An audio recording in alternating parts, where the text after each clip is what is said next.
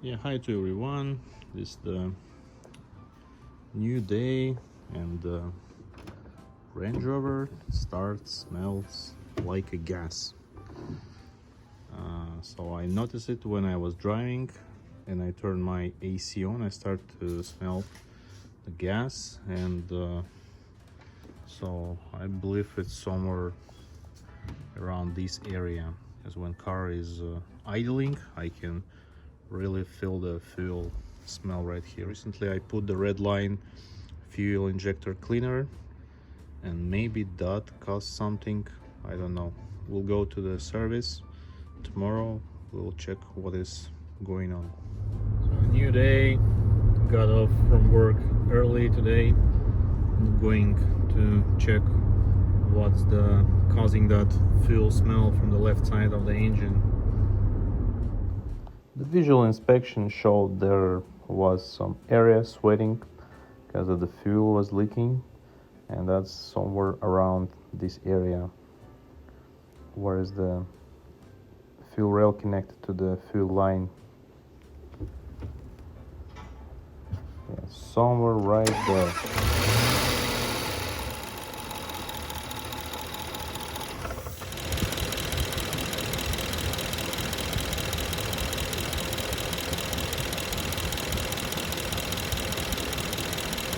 Let's start it again and try to catch it on video.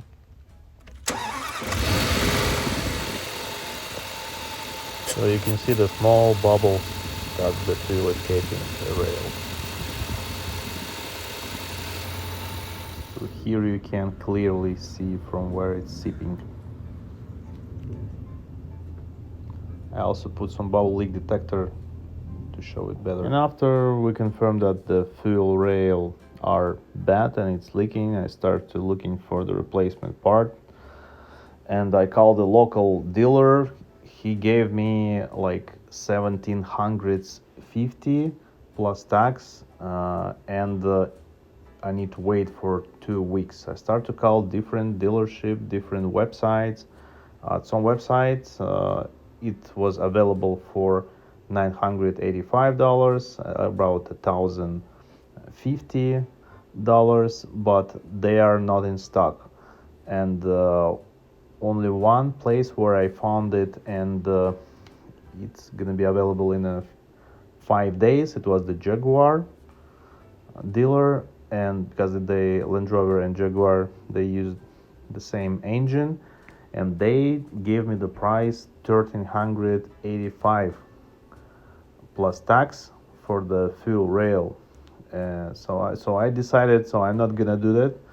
It's unreasonable price, and I just opened the eBay and got the two sets of the fuel rails, left and right, and plus all fuel lines, $120 each set. I just took one extra in case if I'll need it. So one of them was from the car 65,000 miles. It was a crashed car, and I know there was no problem probably with the fuel system because it was crashed. So I checked the Carfax, and I confirmed that VIN number, which was in the eBay listing, is related to exactly the car which was crashed and was reassembled for the parts for selling. So I was confident that that fuel rail probably gonna be okay. Okay, I just get a package from eBay. These are two sets of fuel rails. One is 60,000 miles, one is 85. Yeah, as soon as I'll get the fuel rail, I'll start to preparing it for the installation, cleaning, make the mechanic work easier. So for that I discovered was the good method, because there was some rest of the older O-rings. So I found there is 4 sticks from the popsicle. It ideally fits in there, and then you clean the old stuff from the rubber. As you can see, there is a little bit dirt on the edge from the old rubber. And after that, using only 3 sticks, using the rubbing alcohol and cotton pad, so I polished it inside, and I'm really confident that will not cause any scratches because the wood is soft and ideal for this work. So right now the surface is polished and ready for the installation for the new O-rings.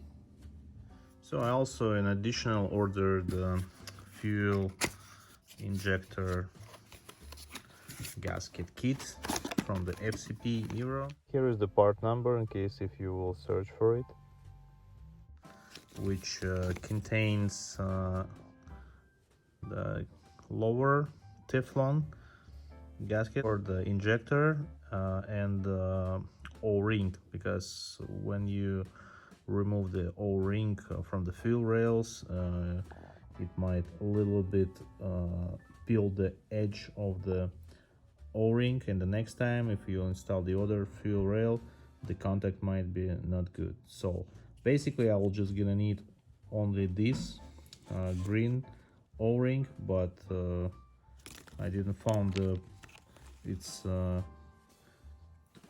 itself, so I decided to buy the 4 injector service kits. Yeah, here we can see when we'll apply the pressure on the nut, that will put the tension on that connection, it starts seeping really badly. Вот так. Да, все уже походу давление. Сбросилось, да?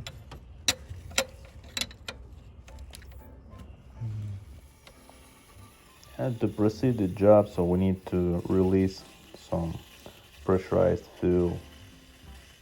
For that, using the rug. Yeah, to get the access to the fuel rail, or the battery was disconnected and removed. The intake box, your other shields, and finally we're getting it out. It also came out with the 2 injectors, but later we'll put it back.